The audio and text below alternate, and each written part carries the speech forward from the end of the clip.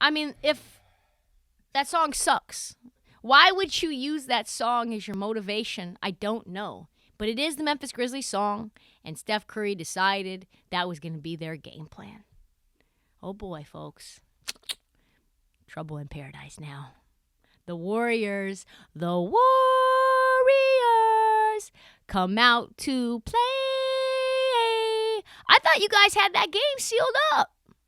I thought you guys were the favorites to win it all. How did you just get your doors blown off, Warriors, by almost 50 points? You know there's never been an NBA champion that ever got blown out by 40 points in a game during the playoffs. Maybe it can be you, Warriors. Maybe you'll be another team, another time for you that you break a record that's never been set before.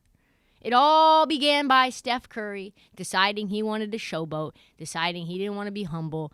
He said, get a little loosey-goosey. Kendra Andrews, Malika Andrews' sister, asked Steph Curry about the game plan heading into Game 5. Let's just let her tell you herself. But Malika, I also asked Stephen Curry what the plan was tonight, and he just turned around and looked at me and said, whoop that trick. That is our game plan. Oh, my goodness. Taking their own catchphrase and putting it back. Thank you so much. That was not a good idea. Whoop that trick.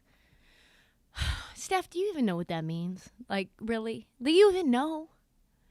It's like when I started saying push and pee, and I thought it was like pushing positivity, but I wasn't really sure what it actually meant. It's like that. I don't really know. I'm pretty sure it's this, but like if you told me it was something else, I'd be like, yeah.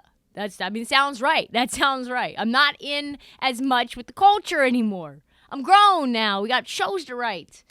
So the game plan was to, quote, whoop that trick. And instead they were the tricks. They got their asses whooped. Worst playoff loss in Golden State history. At one point, Golden State was down 55 points. 55 points. Are you kidding me? Normally you just wash this game away. You ride it off. One of those nights, right? It has now been 8 full quarters, and the Grizzlies have outplayed Golden State 98% of those times. This is not the same team that scored 142 in Game 3. Something is in the water. Oh my Steve Kerr COVID. What the fuck is happening with this? The offense is not flowing. And multiple times in the last game, both Draymond and Curry are visibly frustrated when cuts are not being made by the young boys. Hey, get in your spots! Folks, this is an issue. This is an issue I've been talking about since the 2021 draft. I've been saying this for nearly 2 years now. James Wiseman's not the answer. James Wiseman's never going to be there for you. You need a real center, and yours doesn't have it. The Warriors are getting dominated by Jaren Jackson, Brandon Clark, and most importantly, Steven Adams. It's Adams' return to health in this series that has been the dramatic turning point. The Warriors never addressed their lack of size in the middle, and now they're paying the price. They've gotten out-rebounded on the boards, 18-4 offensive boards. Truth be told, the series should already be over. Memphis should have already closed their asses out if Ja was healthy, if they would have just wouldn't have let the lead go away in Game 4, or Ja would have hit his layup in Game 1. It's night-night. The Warriors should not be the favorites to win it all. The Warriors, even if they come out with a win against Memphis Grizzlies, you can't do this to the Suns. The Suns will pulverize you. Kidding me? They turned the ball over 14 times, leading to 25 Memphis points. They gave up 77 points in the first half to a team that was missing its top scorer and biggest star. They were down 27 at the end of the first half and got outscored 42-17 in the third quarter. This is a team that literally just made their stars rest in the middle of the third quarter at Golden State.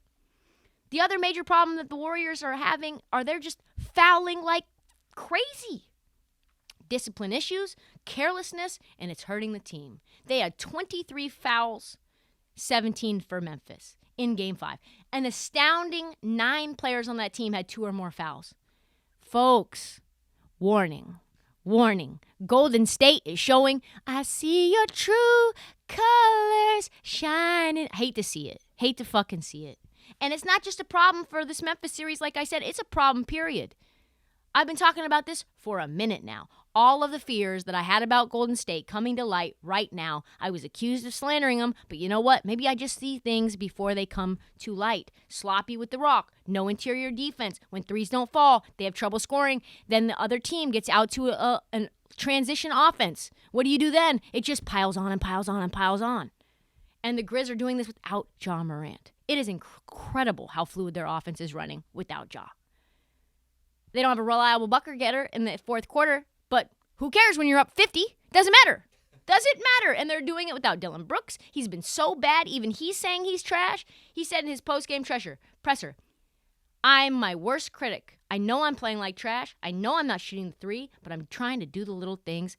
DB going to still be there on the defensive end trying to minimize points from their best players. Taylor Jenkins told Dillon Brooks, it's not about doing more. It's just about doing better. And if Brooks gets going, now that Desmond Bane's gotten going, and Steven Adams is going, and even Jaren Jackson is going. I mean, everybody's going. Look out. The Warriors are looking at a Game 7 in Memphis, and I think it might just be, whoop that trick! Whoop that trick!